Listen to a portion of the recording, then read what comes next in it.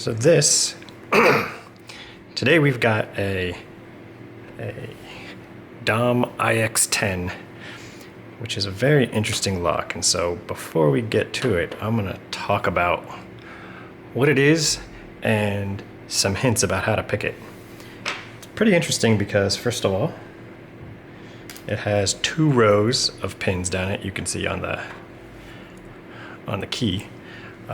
What that also means is that they are rounded, which means if you look at the top of the pins, they're not square. And they're not square because they've got to fit off center, which is kind of interesting. That won't actually bother you while picking it. It will bother you while gutting it though. The way that I pick it is, first of all, you'll need more tension than you have needed with any other rational lock that you've done. I've heard it recently called gorilla tension, but definitely feel free to really crank hard into the tension. For at least me, and I've heard the same from others, the 2 sides will then separate themselves from each other. So when you pick a direction, I picked counterclockwise, because on counterclockwise, when I cranked into the tension, that made the left side binded first. And for me, it was the back couple, and then you just work your way through the entire binding side. And what you will find is that somewhere you will have a pair of T-pins. So what'll happen is when you've got the T-pin raised to at least the first gap, and on that side, the side that's binding, when you get through and all of them are set, you will feel the first noticeable rotation as it moves on that entire side, part of this guy, and then you've got the other side that you can work through. Then you work through the other side and you will again feel the exact same thing, where when you've got everything set on that side, you'll get a little bit more a little bit more rotation, and that's going to be when your 2 T-pin ones are now both in the lower section. And then you go back and you lift those 2, and boom, then you're locked, or then you're unlocked. For me, along with having to crank down as hard as I can to get any feedback to be able to be felt, it is unusual that you will hear any clicks for when you get them in place. Which you'll instead find is you might feel a little click. I do have a couple of pins that gave me some clicks, but more often than not, I go from it's binding, you can feel it resisting, especially when you're using a lot of tension, and as you're slowly going up, all of a sudden the tension will go away, and no longer will that pin be resisting, and that's the place to stop. That means you're at the shear line. Keep pushing, and you're just going to overset it, and you'll be in trouble, because some of them are also like that. So with that little notch there, they're really resistant to coming back down after you've overset them too far. The other thing that is also worth noting is, let's see now, where is mine? The back of this. All right. It is worth, before you start trying to pick your lock, to find one of your, assuming you have some, I had several. So this one here and this one here, those are effectively maximum lifts. And what I found was that there's a lot of ways that you can come in that as you're lifting up, actually,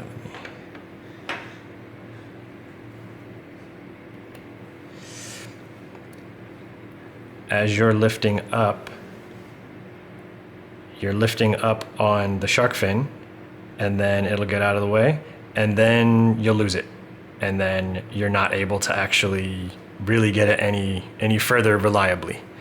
It is absolutely worth your effort to start out with your particular picks and find one of them that is a max and just test it and make sure you're able to actually, with your setup, lift it high enough. For me, I believe this is a number 5. I used it from the outside. No, this isn't the right one. Yeah, I used it from the outside with the flat side up in the corner, and that was the only way that I was able to get these to actually lift up high enough. Was I did, and you'll see when I pick it, because of that I moved my tension around, because the first one's on the outside and it can only get it to be that just slightly above it, which is needed to actually catch the shear line. I was only able to do it with the flat side up in the outside corner with the number 5. So if you're using something else, it's worth doing some testing and figuring out which of your tools will actually be able to reach what. And I think with all of that, we'll get this all back together and we'll get picking. All right. All right, we're back together, so let's get back to it.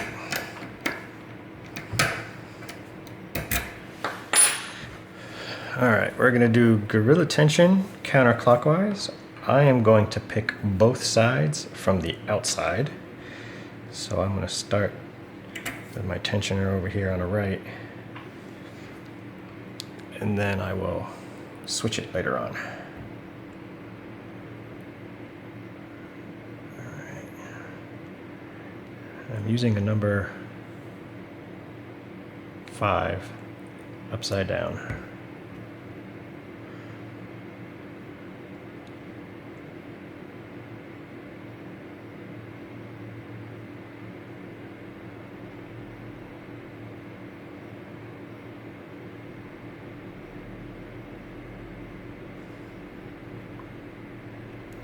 So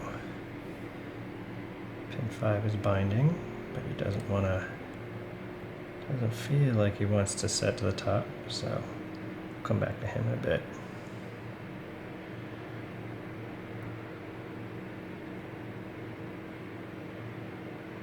Now I'll come, got 3 is binding.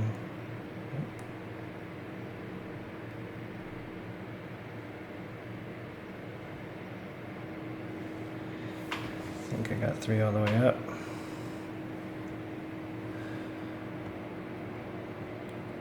So, maybe where you are.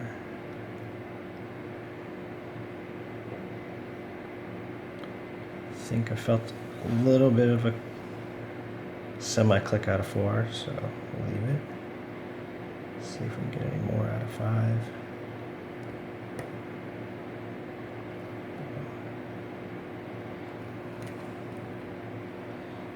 Got a little bit of feedback out of 5, so I'll come back over here to 3. Oh, got a good click out of 3. 3's definitely up.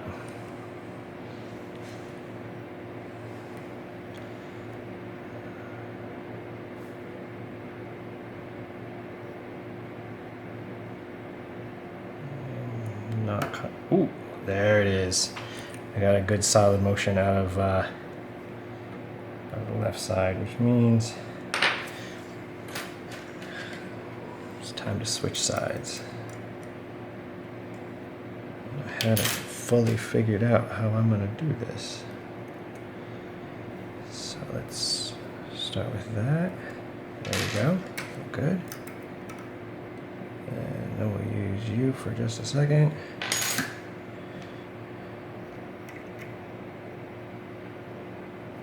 All right.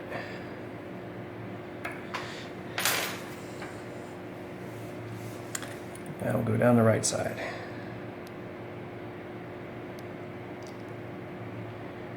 Binding on 3.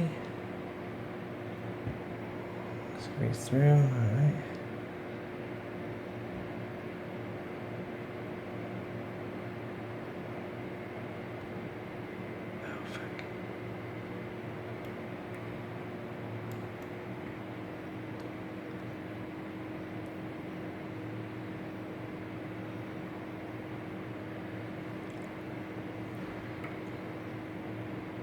Oop.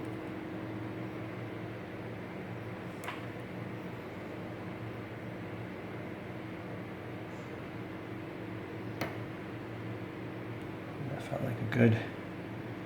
Was that enough motion that is that everybody? I got more counter rotation, but I'm not sure if that means we're onto the T-pins.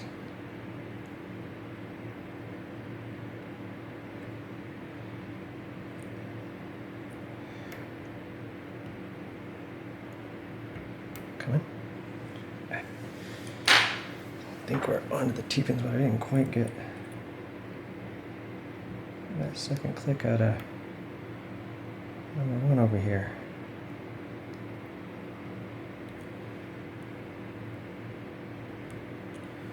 Oh, come on. What are we hung up on? There it is. All right.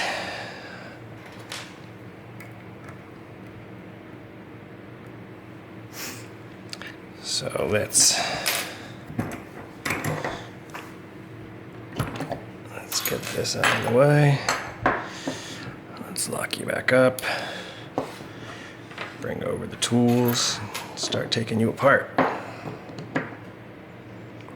Let's give us some more. Let's give us some more room as well.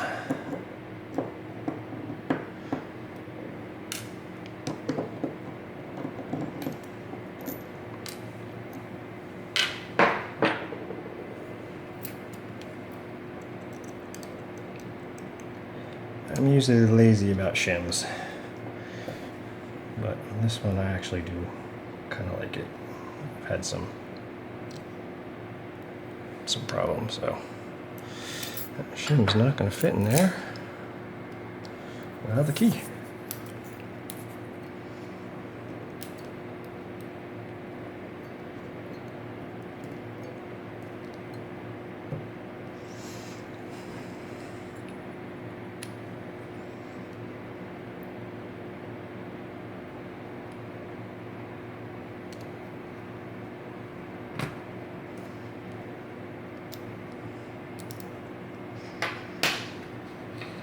Oh, sorry about that. That was further up than I intended. All right, so these guys, this lock when I got it was all full of goo. So these guys really don't want to come out on their own just by shaking them.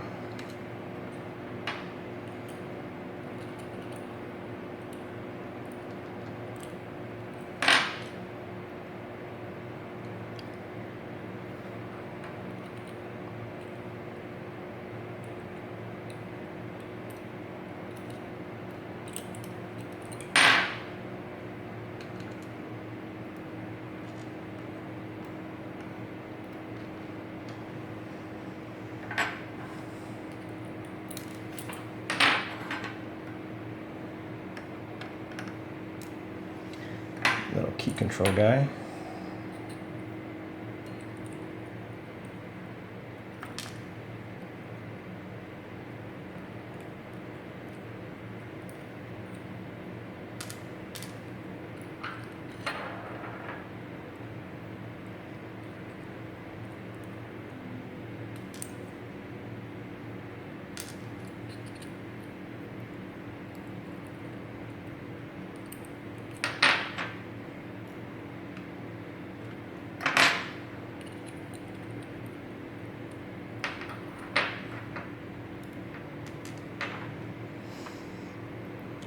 This little pleat thing on the side. Just put you there. Put you up there.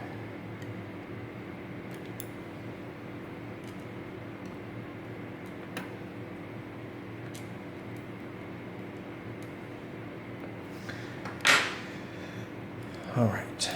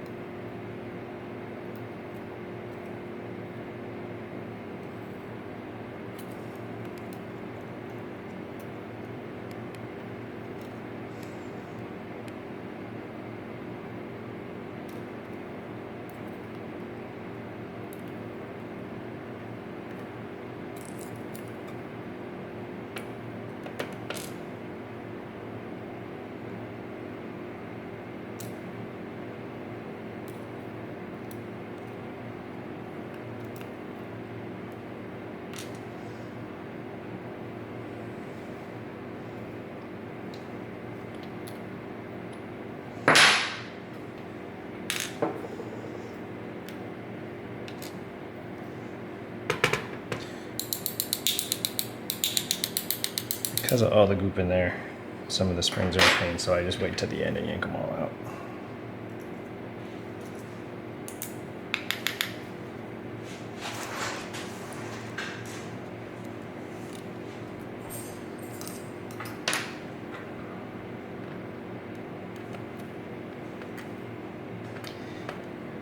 Ooh, looks like one of them I crushed a little bit, taking it out.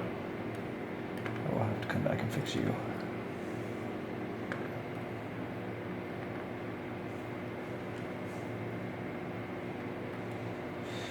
Once you get towards the back, the slider is real loose and it's hard to pull it back just enough to only release one pin, but not the one on the other side as well. So it is what it is. Come on.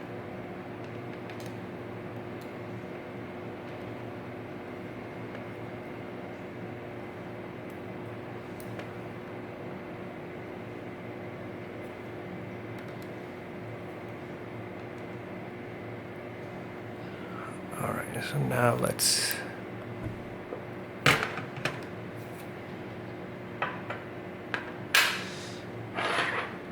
zoom in on some of the interesting aspects of this particular lock.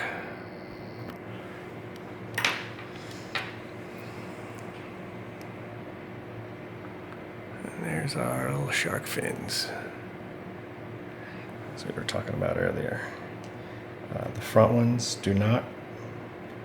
Two front pins don't have the sharks. Instead, they have a little T-pin. Come on, you can get it. Yeah. Little T-pin guys that you have to set twice.